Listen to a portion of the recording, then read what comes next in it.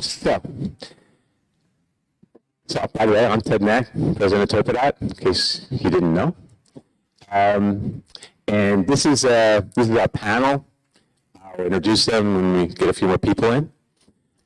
So we're going to have a panel discussion now, and the format's going to be kind of going through some things. So when you run a panel discussion, you got to talk what I want them to talk about. So it's but it'll be kind of open forum.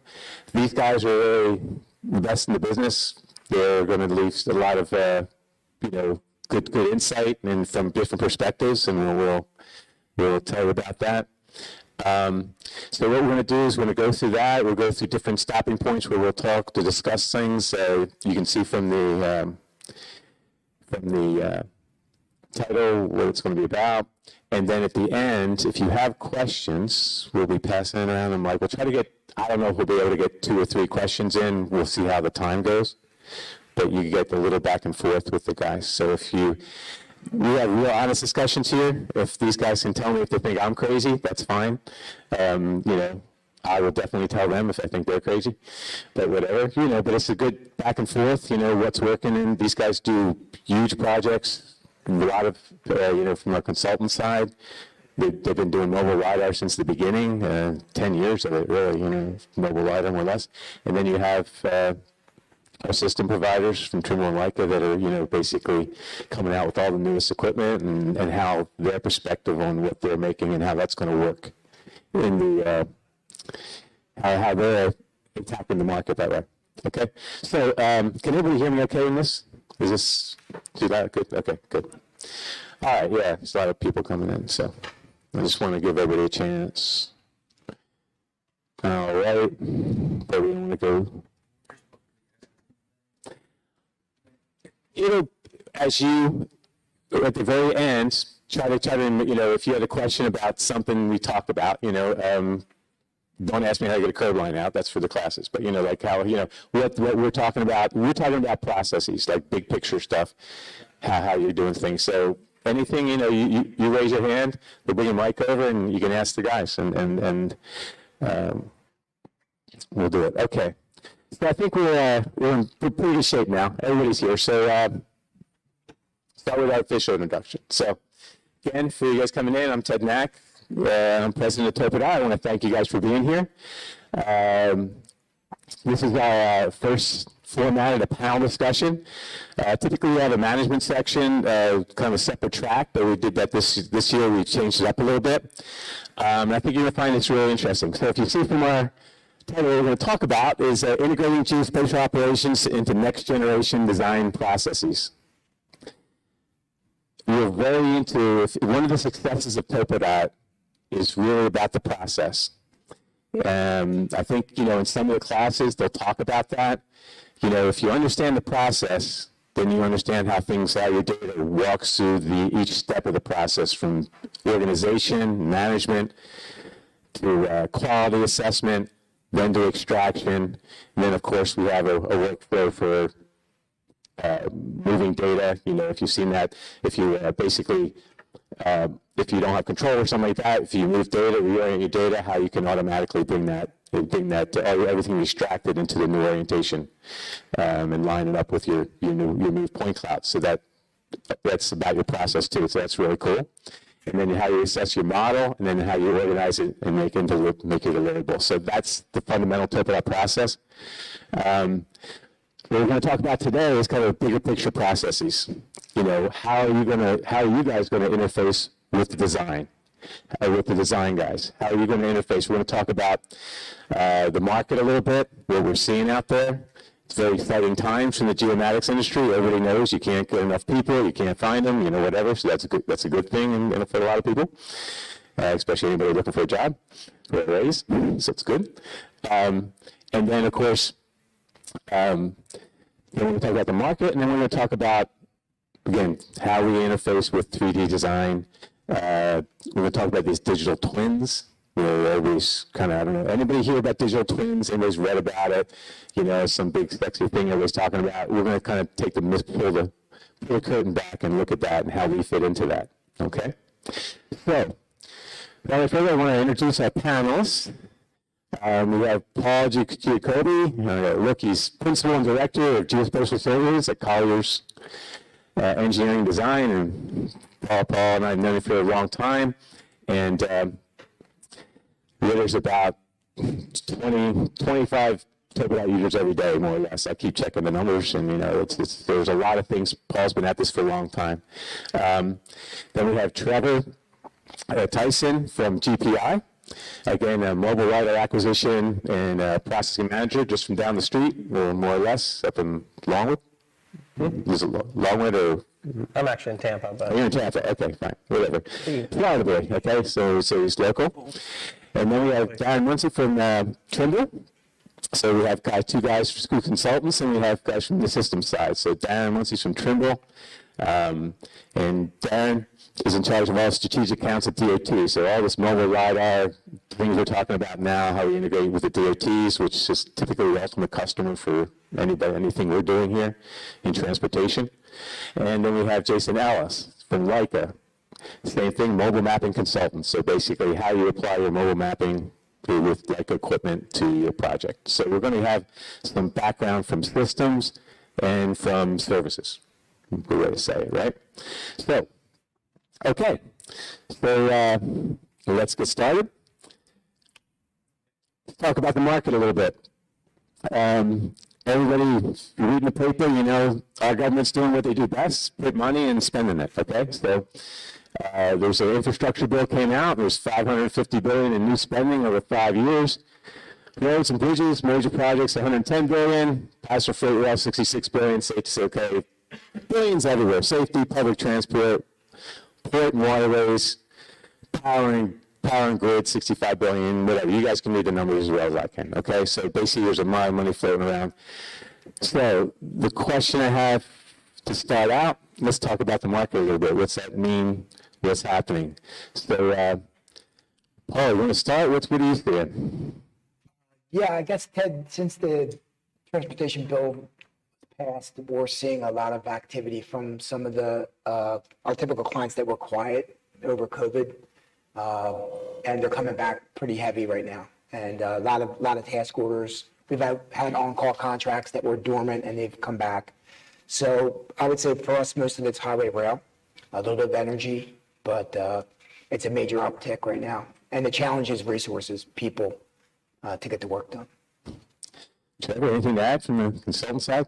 And it summed it up, same thing, transportation clients, some utilities, more on the transportation side though. Projects are starting to pop, it's starting to get exciting again. So from the system side, there must be some demand for equipment. What are you seeing? How are people approaching these projects now? Is it across the board? What's happening? Yeah, so I'll talk from what we see from the DOT side. So they had a lot of projects kind of sitting on the shelf, right? That they just kind of were able to pull down and start saying, okay, these are the things that we want to do. The problem with the infrastructure funding bill right now is getting that funding to actually drop. So some of the states are still waiting for that money to actually hit at the point where they're actually buying equipment, right? So that's what we're seeing at this point in time. So Jason, you see, on that point, do you see like the DOTs buying more equipment? Is it too, or is it? I'm getting pinged more often from DOTs, but I see a lot of companies that are service providers for DOTs that were kind of in, call it tire kicking mode a couple of years ago, starting to position themselves to being able to do the work themselves rather than subbing it out. But like Paul was saying, one of the big challenges that a lot of people are having is just finding the right person, finding people, having the confidence that when they bring the technology in that they're going to be able to run with it. And what do you think? So it's interesting. I mean, years ago, if you guys don't know, there was a big. I remember a big push was in the MAPS conference, and they were just worried about DOTs buying equipment. So because they're going to push consultants out, they'd all be doing it themselves. If you work, and I know there's some DOT people in here who say, like, look, no offense, but it doesn't always work out when they buy equipment, right? And, so it's interesting. So do you see that as from the consulting side for Trevor or Paul, do you see that as really being an issue? I know in Florida, not so much, but. Yeah, I was going to say, I mean, the amount of work coming in, I mean, there's no way that even me as GPI can service the whole area. We still have to share in the community, and, that's something we do very well, and we must put in the work. So even if the DOT started doing more work, there's still the backlog, and the workload is just so great that a single entity can't cover it all. So it's a community at that point. And maybe Darren can offer some insight, but it seems to me like the pace at the DOT, that the cadence for implementation and executing the projects and going to deliverables seems a bit slower than it would be typically when they're working with subs, people that are geared to, respond rapidly to project needs. I would say that's probably true if they're transitioning to doing the work from doing the work themselves to contracting it out. But there's a whole spectrum of DOTs. Some DOTs that do a lot of their own work, and they're just churning away, and people and prices are their biggest constraint.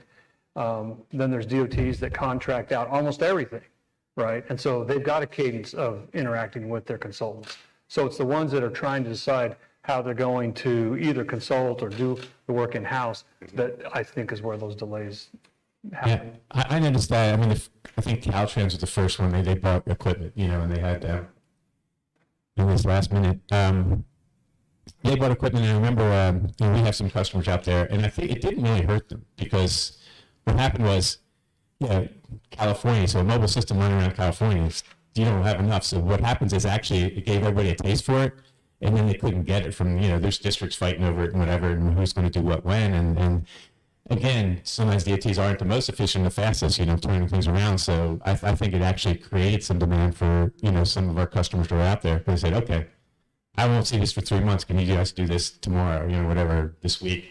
And they call REY or somebody out there. And so so it didn't really hurt, which I thought was pretty interesting. It wasn't the big, it wasn't, because DOTs have static scanners, they have survey equipment, they have whatever, they still use consultants. So I don't think it's going to be a major, they're not going to take over. I think it's really just going to expand the market. I agree. There's more work than can get done. Yeah. Right. And it's really about implementing the process too, which was typically, consultants will be better at that. They're a little bit profit driven, whereas DOTs can be a little difficult. And then everybody's having trouble finding people. So, it'll be who's paying the best and who gets the best people too. So there's a lot of things going on there. Any other things okay, 5 minutes there? It worked. Okay, so, all right. So 3D design process trends. There's a move to 3D, right? And yes, okay. Keep it fun. Okay. My son. Tell me what to do. Okay, it's good. It's good. I know. You're fearing my chin. The rest of the people watching online is just messing up the audio. Oh, okay. All right. Sorry, guys. 6 inches away. All right. I got it. Okay. So there's a move to 3D design, right? And you guys are going to have to deal with that some way, and so the questions we have are like now, are you seeing the uptick really? Are you seeing 3D design come through? That's for the panelists, and I wanted to kind of address another question is that how are we currently navigating between 2.5 and 3D worlds? So everybody understands between 2.5 and 3D, right? If you don't, we'll explain that too. And then, what's the current interest in digital twins? And we can kind of mention that a little bit, because we'll get into it a little heavier later. But let's start out. Anybody have, what are you seeing in the customer base about 3D design, and is that happening? Is that really happening? I mean, it's supposed to, but. Yeah, I mean, I'll start. I think it's been around for a while. And I think what we're seeing now is a maturity starting to come to the applications, whether it's the Civil 3D stuff or Bentley's Open Roads platform. And now the DOTs are starting to create workspaces and work sets to make it almost like the instruction set.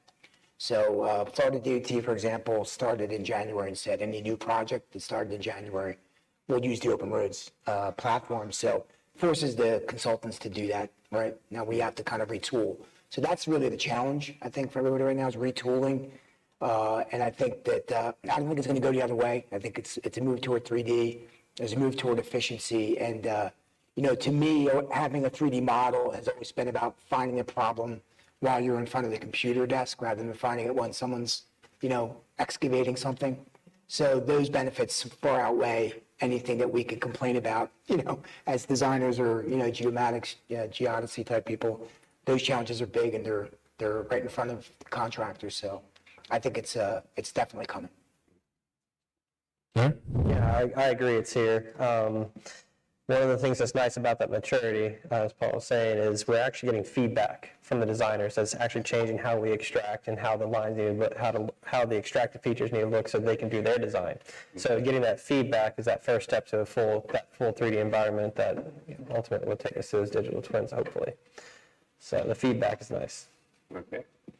And from you guys are dealing with this problem also from you guys developing software and solutions in this world too. So what's happening? What's happening there? Yes. So I'll just say too, also that we're seeing from the regulatory standard side of the DOTs, federal highways are not necessarily mandating, but they're suggesting strongly and they're funding efforts in this realm. I think that's why we're starting to see it flow. So yeah, as a manufacturer, vendor, we're trying to keep up with that and come up with more products and solutions. Now, Trimble, we don't do a lot of design, so our stuff goes through your stuff into design. But we're aware of that's a need. And like I said, tune in on Thursday and we'll talk about those regulations that we're seeing coming down from the federal highways and DOTs.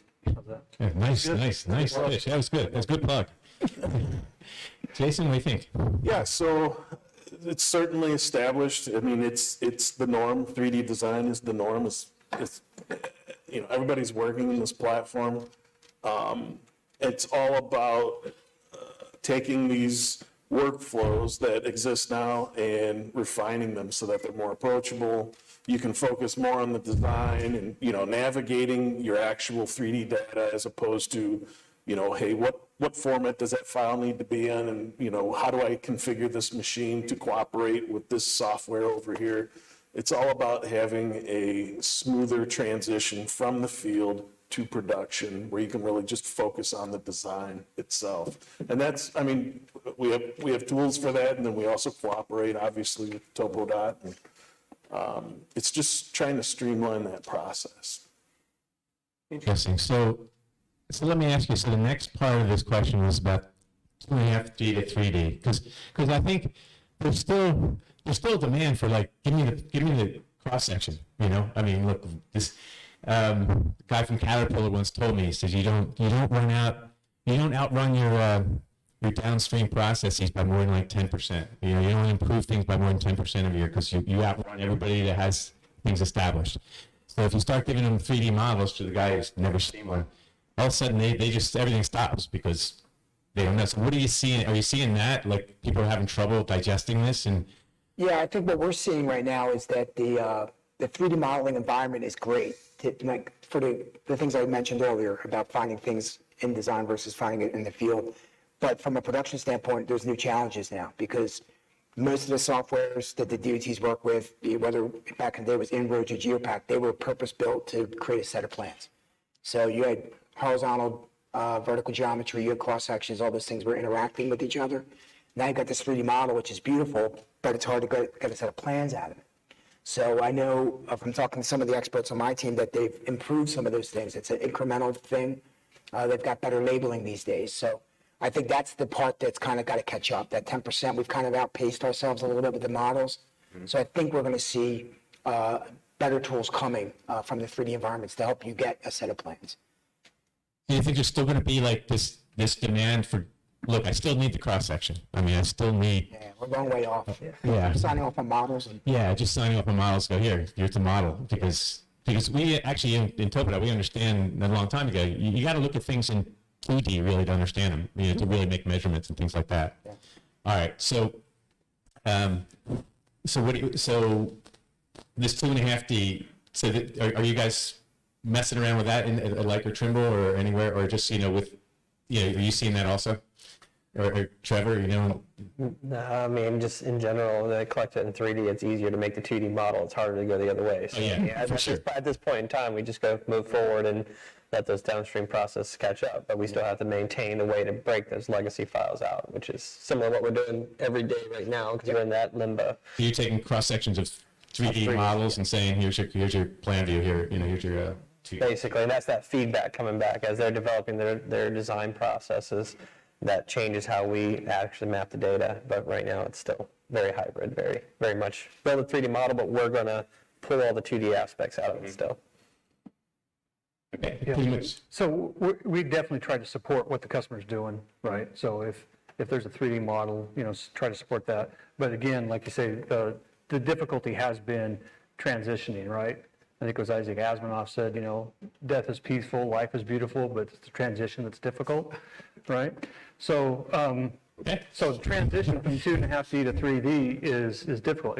If everything stayed in 3D, right? If all of the construction, design, as-builting, operation, maintenance was all in 3D, that would be an easy world, but to get there is difficult. And so that's where we're kind of at, is taking a 3D model, converting it to 2.5D, so you can do what you need to do for that period of time. Yeah. Right, so that's what we're seeing.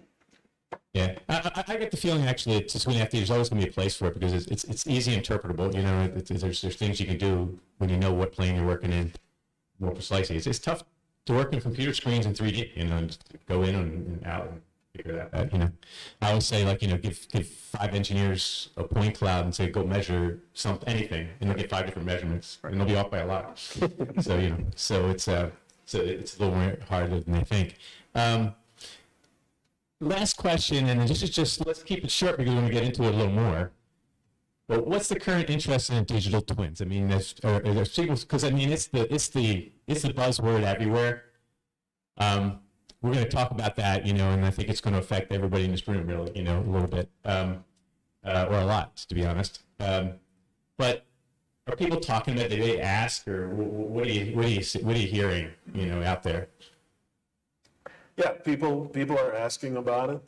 I have customers that are burdened with the heavy data footprints that they have to bring them back into the office. They have to do something with them there. They have to go to production. They have to share them with other stakeholders in the project, and it's cumbersome, right? It's storage intensive, it's labor intensive, it requires experts, right, that understand how to get from point A to point B. So yeah, the idea of starting to work with kind of centrally located information where data goes into maybe a field or a cloud repository, and then production teams interact with it, and project stakeholders can interact with it, all without having to have specialized software or specialized skill set to do so. To work with it intuitively. I'm getting a lot of pings along those lines. Interesting. See, I want to challenge that view a little bit later, but we're going to see. Okay. I mean, the concept is a great, neat concept, but it's the same thing with the 3D, 2D. I think the plan is to get there, and there's a lot of figuring out that we're going to have to do on the way. I think ultimately we will get there, but is it next 5 years or is it beyond? Yeah, it's going to proceed at its own pace, and whatever. But again, we're trying to understand this, so let's move on. And okay, this particular slide is like basically to let you guys know we've come a long way. We certainly established performance data acquisition and quality assessment. So you guys going through TopoDOT, everybody does the quality tools. Pay attention to them, guys. Very important. Don't extract from data you haven't figured out if it's right or not. Okay. And we developed those at TopoDOT because we extracted stuff from data that wasn't aligned and stuff. So yeah, we know. Everything. We're kind of smart, but we just learn by screwing up. Everybody else does. So and that's where a lot of these tools came from. But 10 years ago, data was all over the place. And now there's a workflow. And to be honest, I travel around the world, and in the United States, we're ahead of the world in all this processing because we have a process. You know, there's no other place. They're still catching up in other places in the world because they don't have these manage your data, assess the quality, extract, workflow. They're still putzing around with different things. And they're still making some of the same mistakes. You know, they've got a point cloud and they buy a mobile scanner and it's misaligned or whatever, and nobody knows what to do. So it's important. The process is important. And this is the other thing too. We know how to extract high quality deliverables now. I mean, that's why you guys are here. So I hope we know, or we will know by Friday, right? So the bottom line is, and the question we really have is the digital twin that everybody's talking about? Because if you look at digital twins, and this is when I talk about that, I found this in the Digital Twin Consortium. I listened to tons. I went to the website, and with everybody's website, I listened to tons of stuff about digital twins. And typically in every conversation after they were done, and they would tell me what it was, and I'm a pretty smart guy, I had no idea. I was like, okay, what are you really trying? What do I do? After I've heard this half-hour conversation, I still don't know what to do. That's what tells me either they don't know what they're talking about, or I'm just not getting it. And I convinced myself it was them. And shocker, huh? So, and then, but then I found this. The best definition I found was in the Digital Twin Consortium. And if you got $5,000 laying around, you can join it. I haven't yet, but we'll see. I might. But the bottom line was, digital twin is a virtual representation of real-world entities and processes. And the real key is that it's synchronized at a specific frequency and fidelity. That's actually the hard part. You guys, the survey industry has been giving people digital twins for the last 50 years or more. I don't know. Everything you do is a digital twin. It's a digital representation of what you did. If you took one point you took your rod out and you got a point and you connected a line to it, it's a digital twin. It represents the world entity, not the process, but the world entity. We don't have any processes in transportation really, so we're really talking about spatial digital twin. And it's the framework of everything, right? But the specified frequency and fidelity, that's where the hard part comes in. Frequency being, how do you keep it up? How do you make it representative of the reality all the time? They don't tell you how to do that in all those conversations, and that fools everybody. Or the fidelity, think quality. How do I make it? What quality is this model I'm making, and how does it fit in? What qualities does it have to be? Guys, what are your thoughts on that? Well, I agree with you, Ted. We've been making digital twins for a long time, since CAD, if you ask me. Right. So it's just another buzzword that's floating around right now. I think it's good for marketing people because it helps, it's an interesting sounding term that means something. But I really do believe that we've been doing it for a long time. Granted, advent of LiDAR changed a lot because that's a digital twin. Mm-hmm. The image you showed there a few slides back is a digital twin. And now we're extracting fidelity from it, right? So to me, I just feel like it's one of those things where it'll probably come and go, but we'll continue to do the things that we do to help people build things better. So to me, I'm not impressed by the term. I guess that's my point.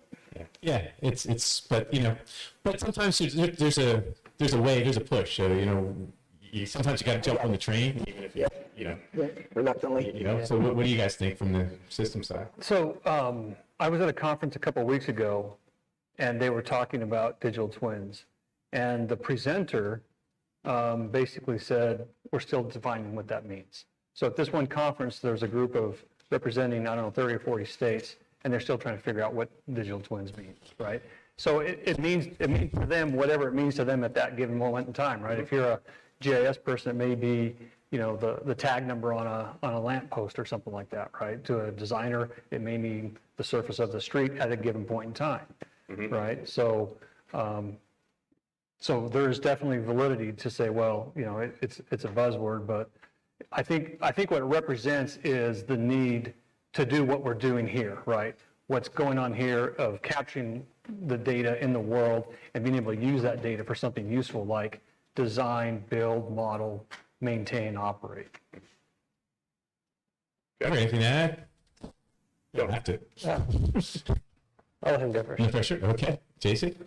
I agree. I think it's a buzzword, and the value of the digital twin is really dependent on the data that's in it. Like Darren was just saying, certainly the resolution of the twins have improved, right? So surveyors, like you said, have been doing it for a long time, and from a surveying perspective, the data resolution is tremendously improved. It's like going, from a just to use a weird analogy, like a musket loader, a musket loader to like a fully automatic type of a rifle or something. I mean, it's crazy, and it's just a matter of improving the frequency that we can provide the data and the ease of access to the data. But it's really what's in the twin that provides the value. So.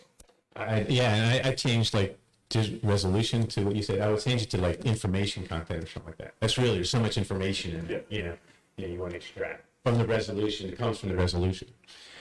So, I mean, the digital twin, like you said, it means something different to everybody. Yeah. So, and the way I think of a digital twin, I guess, is the real big picture point of it, where you collect the data, you design, that design also becomes part of the digital twin, then you validate the data, talk on our side, the consultant, we go back out to the as-built, it gets extracted again, and then it gets maintained, talking about the GIS side. And if you say the word digital twin, that's the first thing that comes to mind, is you have a complete digital representation of everything that was identified initially, everything that's being performed during design, after, and then maintenance update. So it's like a BIM model, but essentially in its own world.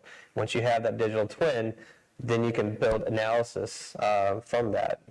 If we add this ramp in, how's the water going to flow? So instead of having to redesign the wall, we can focus on those little areas.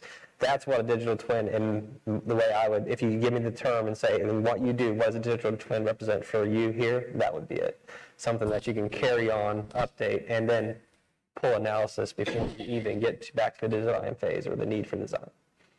And I get it. And the interesting thing is, real quick, the interesting thing is, back in another life, I did satellite simulation. So I've seen digital twin and satellites, same thing. That's what that's how you evaluate satellites. You had all kinds of programs to do that. And I was a control systems analyst, so we have to make sure they're pointing in the right place, and they're 20,000 miles, and you can't go touch it and figure out what's going on. So we worked on them, and that's what really bothered me with a lot of these things, because and I came across really the one statement in all my research and coming up with these slides and all was that model. Someone said, what are the pitfalls of modeling and simulation? And this guy wrote a nice 5-page paper. I'll put it up on our website sometime, so you can get to it. It's really worth reading.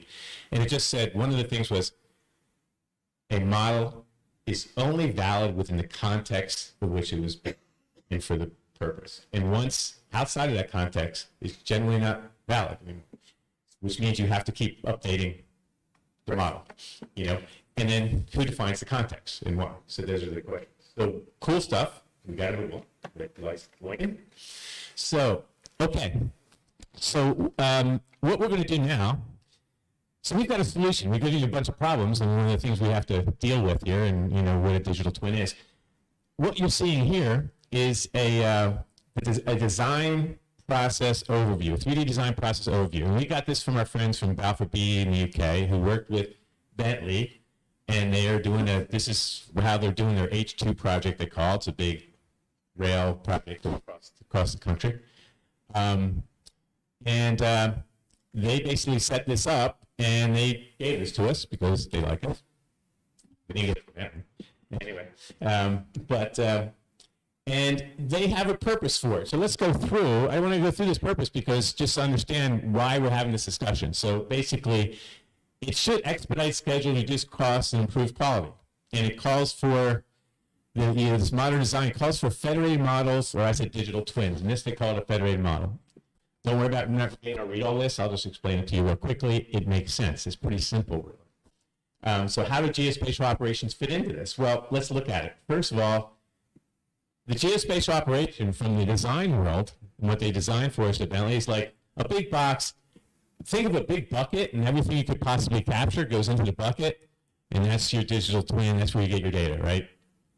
It's a little simplistic, but I always say geomatics is like the redheaded stepchild of for the designers. Like they just think we just do stuff, and I should get points from you. Lines and, up. you know, you don't understand what we do. It's too complicated, right? So away with you, yeah. But what they want to do is take this and they want to make federated models. Federated is to bring those different pieces together. I had to look up the definition too to understand exactly. But so it's really the digital twin. And they have this federated model, and then within it is verify. All they're going to do is, in the first step, they're going to verify the design against the federated model, what's out there. And we're making federated models or digital twins, you know, of the existing lab. The 3D stuff we're doing, they want to compare it against the 3D deliverable we give them, right? You know, whatever. You know, so we're making the digital twin. Whatever deliverable they ask for, typically from this data, is they're comparing it against, right? So we're in there. And then they want to compare the stakeout, or they actually don't compare, but I think you should. So you should be a feedback from there. And then you want to verify the stakeout. Does the stakeout right against the digital twin?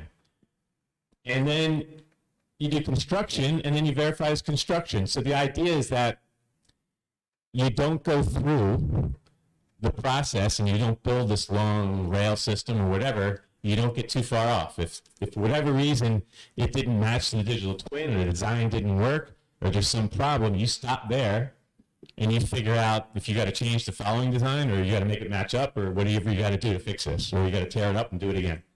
Whatever screw up there was, you figure it out at the spot and you fix it. Because as mistakes propagate through a design, you have problems. It just gets more and more expensive to fix. And there's other reasons, but that's it. So in that big picture, there's a reason to have these discussions. So we're not just bashing digital twins. We know we get them, but we're like, this is it. So this is, and you guys are going to be fully integrated in this. We're going to show you, because it's going to end up starting with you guys all the time. So anyway, any thoughts on this? So as Paul said, we're already doing that. We're already getting the groundwork, building the model, they're designing, we're staking out, we're checking our own stakeout based on the design and moving forward. So it's all being done currently. It's just the storage and that maintaining of that process. So yeah, is it a place where, you know, you have this access to what you guys have and they're all reaching in and looking at things? Or is it just really happening? It's just you're happening focused right here in because GPI. we're the ones actually having to lay it out and responsible for it. So the responsibility lands with us. Okay, and that's where I said we're going to have a little discussion. There's a whole thing about liability that everybody, when they say you're just going to grow into this model out there, and you're just going to basically say, hey, you know, the planning can get in here, and the construction guys get in here, and whatever. You know, I said, why do we have TopoDOT? You know, why do we have TOP? Because this isn't easy to do. And if you start letting everybody into your designs, and they start making decisions and measurements, who's liable? You know, it's never going to be them. You know, the guys are going to say, well, you know, the design guys are going to say, well, no, that's with the data you gave me. Boy, you know, you didn't take the process. There's no, you know, you're going to be pointing fingers back and forth. There has to be a chain of liability. It has to be in control that gets a quality deliverable out to them. Otherwise, this whole thing is going to break down.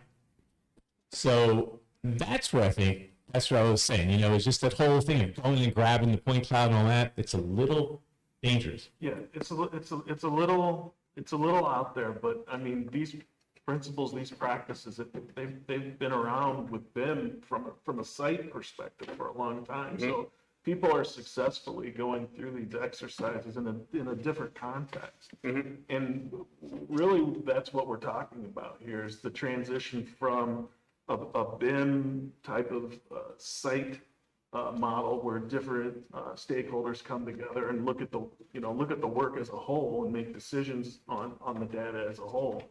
But you know, now we're talking about doing it over roads and bridges and working with different entities. So I think they're very closely related. I agree. I mean, yeah, I see what you're saying. I just think it's a challenge to go. What modeling we know is to make that reference model, that starting point. when they start talking about the truth, what do they call it? The truth model? What's the word they use all the time? There's some truth, I don't know, the marketing guys came up with it, but it's like some big truth model or whatever. It's not an easy thing to do. Because who's defining what truth is? Who decides what you model? Modeling isn't cheap. All you guys got to get paid for every hour you work, right? You know, when you start asking yourself, what do I make? What do I model? How much do I model? You can spend a lot of time. All of a sudden, the schedules for extraction go way back if you try and make a model of the world. You know, because nobody knows, without requirements, nobody knows what to model. Right? So there's questions there. You know, is that an optimum process? There? So, yeah, that's something that we've been looking at as well and that we're working towards. And I agree, there's applications that we can pull in from building and things like that into road and bridge construction. And I think there was a term that was batted around called CIM, right? Civil Information Modeling, right? Yeah. That was batted around. Just having the same kind of discussion is like you said, it all starts with the surveyors, right? Or the people that are making those measurements, right? How accurate those measurements? Did they use the right coordinate system? You know, did they put control in? You know, did they do those processes right? You start from there, and then you have, you know, a good basis for this, right? And then it is who can have access to that. We're working with a DOT. I don't have permission to name them, but they're looking for a single point of truth. So they're calling their That's the one I'm looking for, the single point of truth. yeah, they're looking for a single point of truth. And there's a lot of discussion about what that means, but that's what they're addressing is, okay, if we have data up there, you know, who has access to it, who can change it, what happens if somebody changes it, you know, we need authorizations and all that. So that's the area that we're seeing the trend moving. Right. And that's what it was, a single point of truth, which I question if you ever really get there. Spot, they call it. Single point of truth, spot. Okay, there you go. All right. So there you go. You guys are just responsible for the single point of truth. It's kind of a big weight on your shoulders out there. Don't get nervous. It's all about you. They're going to be asking you for the single point of truth. Good luck. So we'll see. You know, I mean, that's what's going to come. It's going to come from the geomatic side first, because I was reading I was listening to one of the PowerPoints from Bentley put up there, and they were doing a little workshop or discussions between themselves, really, and they said, what's the main thing nobody gets in civil? It was about the civil side, and then what's everybody they were talking about digital twins or their iTwins, what they talk, and they said, well, nobody has 3D models. That was the biggest complaint. Well, nobody has a 3D model. What? And that's what we did. So if that's their biggest complaint, you guys are going to be in the middle of all this, you know. So good. So of course, we have a solution. I think we do, because this is going to be hard. How do we accomplish synchronization and fidelity? That's the issue. So if you, that red box that you saw on the left that I said was a big bucket of stuff, this is just some of the stuff they want to put in there. So they want in the digital twin, they want geological data, control survey data, asset, change assessment, image data, mobile LiDAR data, static LiDAR data, airborne LiDAR data. There's all kinds of other metadata. And all you got to do is put that all in your truth model and you're good. So I don't see why you guys should have a problem with that. Everybody okay with that? That's pretty much all you need, right? I don't know why we're even up here. It's all fine there. You just do it.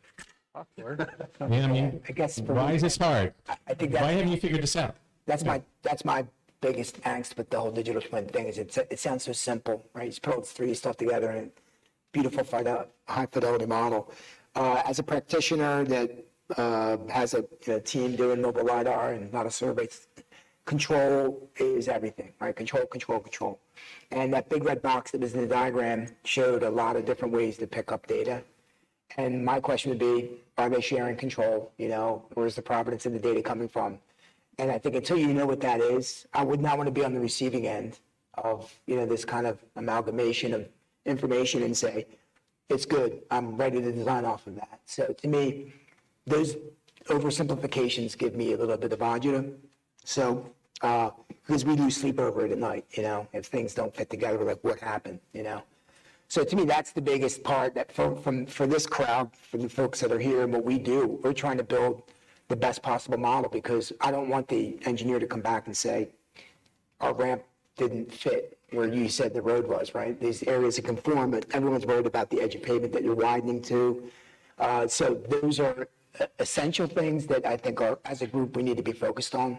The downstream will take care of itself if we do a good job leading into it, so. Single point of truth. Single point of truth. Paul Giacobbe. Boy, that's what we call him. Spot. Spot. Spot Paul. Anything you guys? Anything to add to that? I think. I always have something to add. But. Yeah. Yeah, I think, having the, from a site perspective, going back to that idea that I was talking about a minute ago, you've got a set of plans that you're submitting, right? You're liable for the information in those plans. Those plans are built from a 3D model. The same principle would apply to any type of roadway collaboration or bridge collaboration. The data that's supporting those plans, you're providing that as part of a team review. There's some liability built in there, so you've got to make sure that everything is spot on. Spot on. A single spot is coming up all the time now. All right. Okay. Yeah, I agree. I just, it's just that when you spend your life like trying the last 10 years, decades, or actually before that even, trying to understand and then teach people how to extract stuff from this data, whether the data's spot on or not, you can extract stuff and make this big mistake. It's not hard. Push the wrong button, take the wrong cross-section, whatever, and who's living with that mistake? So there's still that liability and quality that's, even if the data's right on. The other thing is there's expense associated with making the same fidelity for everything. Right? Once you say, okay, I want to get all this data, and remember, all our data isn't the same quality, isn't the same fidelity, even that quality, whatever it isn't, and it shouldn't be. You throw your UAV data over there, and you have mobile data.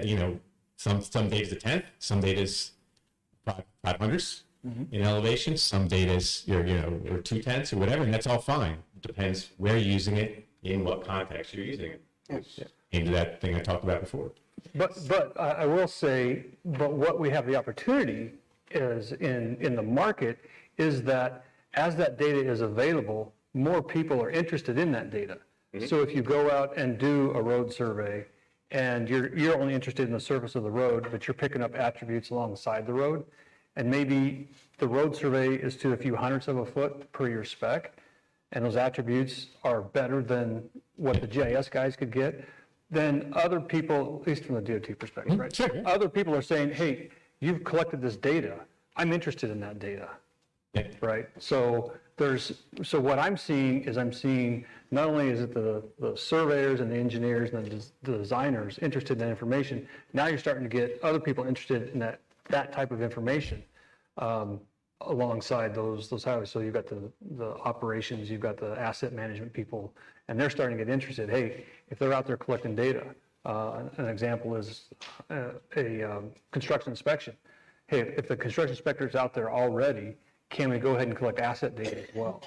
So I think this technology is beginning to drive those kinds of conversations at the DOT level. It's actually fulfilling everybody remembers the first time you saw a point cloud, you saw everything's there. And it's actually starting to fulfill that, because what happens to most of the time, I think we still see in the market, I'm going to say 70, 80% of the time, you scan, you get a deliverable, you deliver it, it's done.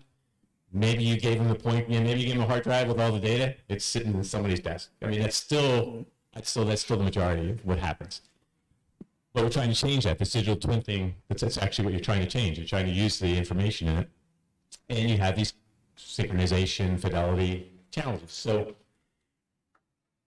what we're thinking is, in our view, and the way we wanted to approach it, and we gave it some thought, and we've developed some solutions around it.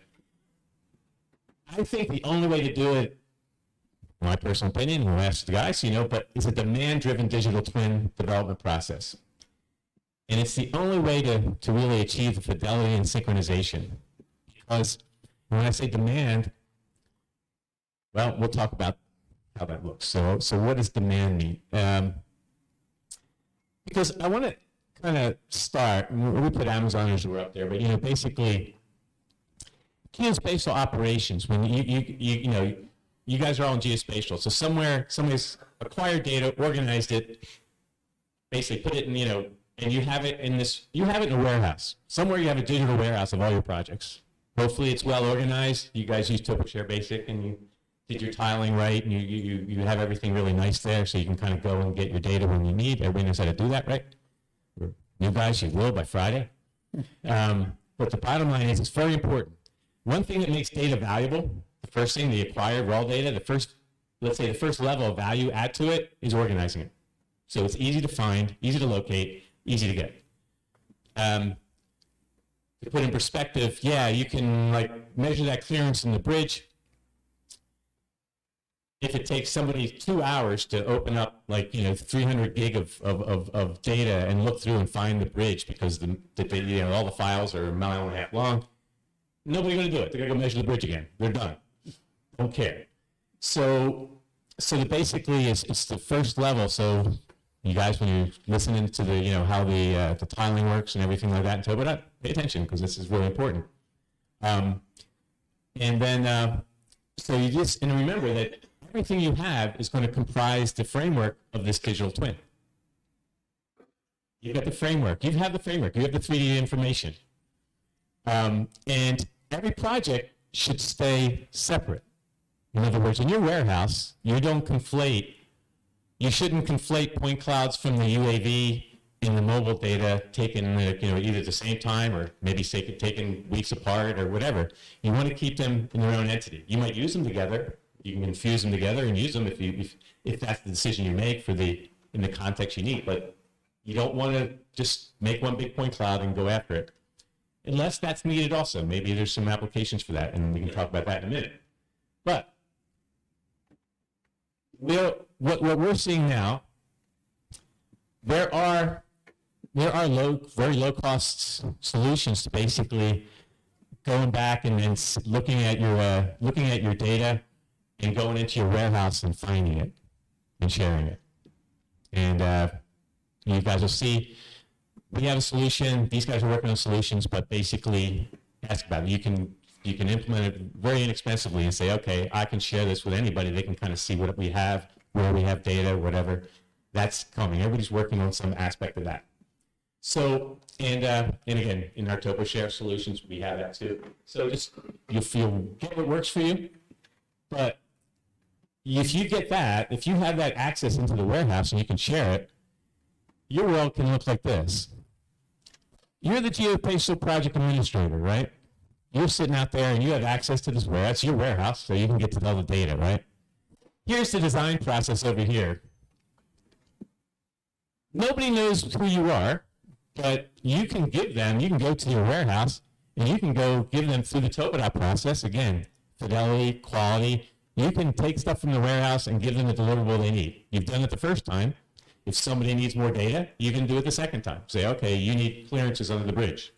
Okay, fine, I can give you that. And I can sign off on them, and I'll do it the way you want it. Orthogonal to the super elevation of the road, vertical, at the line, whatever you want. Nothing simple. There's always requirements. So you have now a process. You guys are learning it.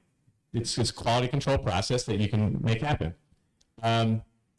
Metadata can come into there, and this is inexpensive. So as we say metadata from the digital warehouse, you don't necessarily want to be transferring 300 gig of data of point clouds looking at it.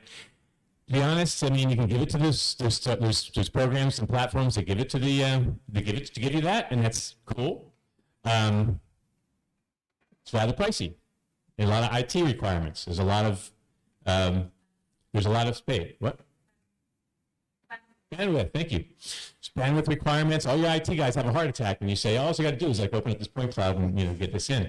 Or maybe you get to somebody's server and they got to charge a good amount of money to pull your data in and look at all the RAM and use all the processors and get that up and running. So you're going to have to find that solution.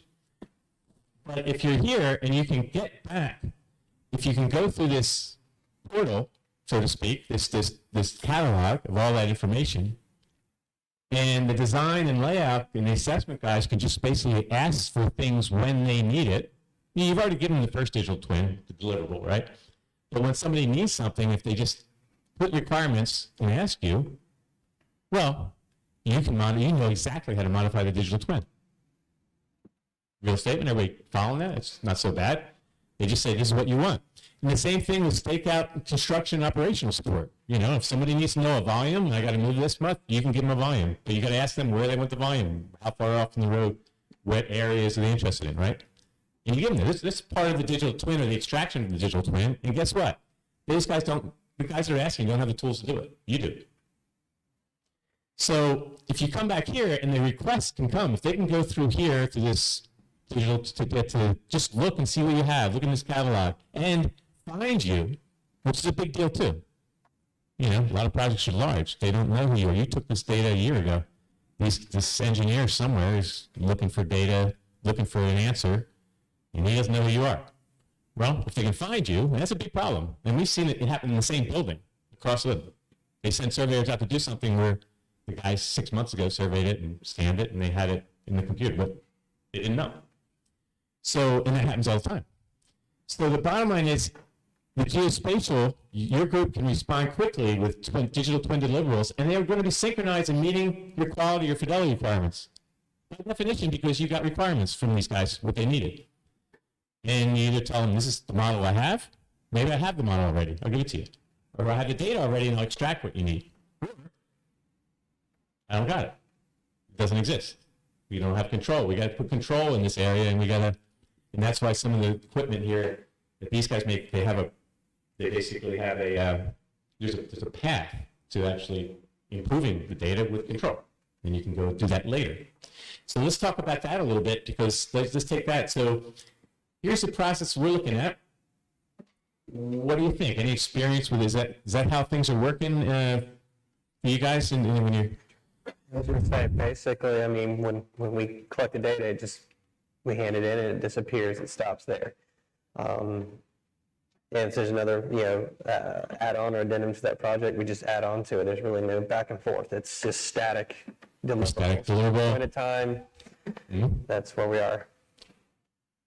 It's a little different for us. I think our recent experience with design build has kind of forced us into that demand-driven kind of environment. So if you've been involved in a design build, you probably know that the pace is typically different than the design bid build, and they're trying to get information quickly to the designers. So we'll do things that are very rudimentary, maybe just line work about where the pavement edges are, but not a whole lot on bridges or anything like that. And then incrementally we'll improve the model based on what their needs are. It's a shame Mike Earhart's not here. Mike's been the guy, the person that they all want to reach out to and say, hey, can you get me a measurement? They're checking these beams that have been manufactured and want to make sure they're going to fit, on the existing abutments. So we'll do those kinds of checks in real time. So I think that it's definitely happening. I like the idea of the demand-driven digital twin, because I think you probably have all done something where someone said, hey, this is what you have to do. We need a digital twin model, right? So you extract what you have to extract, and you, as Trevor said, give it to them hands off. Then they come back and say they need something more. And the beauty of it is we do have the data. We do have it in TopoShare. We like to show people what we've extracted so they can see how far our limits might go. So if they want to go further, is there more data? Or maybe they're working within the limits that you already worked on. So for us, it is coming to that. And I think the design build environment, which I think we'll see more of in the future if we're going to try to spend, $550 billion. We're going to have to go faster with less people. So to me, I think that we're probably on the precipice of doing more demand-driven type work. If you're not doing it yet, you'll probably see it. system side? Yeah. So we have kind of the semblance of that, of taking a design, taking survey data. We don't have the ability right now to take laser scan data. So we could take extracted data and stuff like that. And we can put it in one of those cloudy things that we've got up there. There's a product that Trimble has called Quadri. And it's along the lines that you're talking about, where you can have somebody that's in charge of the data, other people, designers, inspectors, other people looking at it, and then controlling some of that data. So we haven't gotten all the way to where there's point clouds like that. No promises, just telling you, safe harbor and all that. But there is something there. So from the manufacturer side, we are seeing a need to do what we're talking about here, and we're making some steps in that direction. About like it? Yeah, same. So we're starting to point the ship in that direction. You know, like Paul was saying, as demand increases, there's obviously we're going to have to be more agile in how we approach field work, how easy it is to go out and increase the iterations of the places that we're scanning. And that's really what we're driving towards, is trying to make it so that reality capture isn't like this monumental thing that you're doing one time and it's really expensive and the data footprint's huge, but it's something that you can do iteratively on demand and, you know, look at those iterations over time and see how the site has changed or how the project has changed. Yeah, so that's the synchronization, and it's interesting, and it's just, but somebody always has to come and define it, like, when do you do it? You know, what do you, it's a monumental job to go take 20 miles and go do another, extract everything in. It is today. Yeah, it is today. Oh, someday we'll just push that black box, you know. It's coming, the black box has been coming for 20 years. You know, so many black boxes have been coming, but it's, we'll see. But yeah, until it does, but it's a big problem. And I think we're getting towards the end. Look, we're good. Yeah. So Ryan's hungry. He's good. Okay. Okay. All right. We're good. We can spend another minute. We'll get to the end of it. So we go. So the bottom line is this, guys. I just want to ask. This is how we kind of see the rest of the world fit in a little bit. You know, you guys may have heard of Pointerra. There's ArcGIS, of course. You know, there's GIS. There's Grid. There's context capture. I mean, look, there's a bunch of products, and I kind of want to differentiate what we're talking about now. It's not like, you know, this wouldn't compete with them. As a geospatial project administrator, if you have a platform where a large point cloud and everybody wants to see it and measure in it and do things, where they have a big mesh that you get from whatever context capture or something like that, and it fits within the planning stage pretty much, whatever, that's deliverable and fine. And you can just publish that because you're going to have to publish it. You're still going to be in the middle of that. And you still kind of want to just get to your warehouse, you know, so nothing really changes, you know, it's kind of set up, you know, these guys have different cost factors, things like that, and they are what they are. But typically you can't reach into this and get something that's traceable back to control, for example. You can't go into a mesh that you did with Air and say, okay, I'm going to trace this back to some control we had. That doesn't work, you know, in many cases. Or, as I always said, the more point clouds, the more data you add to a model, and you model it, the more you extract, even you extract it, you add 2 different point clouds to it that are different qualities, different, you know, control, taking different UAV and then a mobile, for example, the less you know about that model. I guarantee you. You just see, your one data set will throw it off, even in our extraction processes. You know, we'll start seeing the noise or seeing a misalignment, and we'll start, you know, making choices inside of TopoDOT that get the wrong thing, and you'll never find that. Just take 2 data sets, you'll never get that out. So you want to keep that original traceability back to the data that you can trace back to your control. And so that's kind of what we want to talk about. So this is the last thing. Everybody wants to go eat. So an honest assessment of demand-driven, yeah, I know, it's great. So we're just going to move right by that one.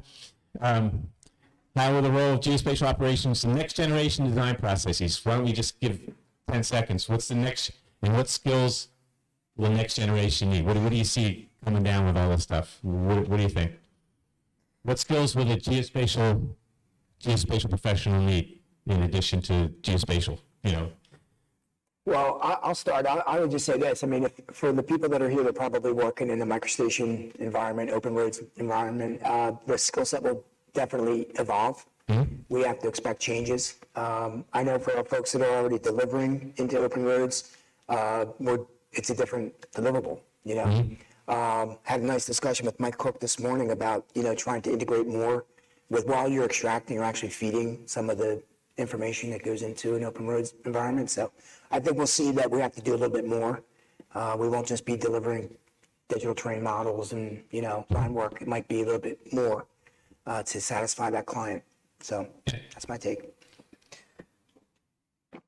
Just more like just the organization and keeping up with the quality of the data, understanding there's tolerances, like you said, with everything, starting from control, the tolerance starts building every time you drop a line, and so forth, so on. So, I mean, there's just the challenges there of maintaining that, the chain of custody there, make sure that the data stays accurate. Yeah, the chain of custody, I think, is important. Yeah. So people complain about millennials. But I tell you what, we've hired a few, and those are the smartest people I know right now. You're just gonna make them, you're just gonna make them. Sorry, Your heads are sorry. going up now, and, you know, come on, Tuesday. Yeah, okay. you know. But we've got some really good people that can pivot and do a lot of different things. And that's what they're gonna have to do, like you said, they're gonna know a little bit about IT, they're gonna know a lot about software extraction, data collection, and how to get the best data. They need to know about their control, they need to go from the control, get the best control up. They gotta be geodesists at some level to understand where that control's coming from. So, and I'm seeing, you know, I'm seeing some people that fit that bill pretty well. Yeah, interesting. Yeah. I think that there's a lot of complicated processes in place. And I think rather than saying, hey, folks, you need to learn a lot of these complicated processes in order to be effective, I think that as an industry, we need to flip it, where things are easier for people to engage with, they're intuitive, it's easy for you to be productive.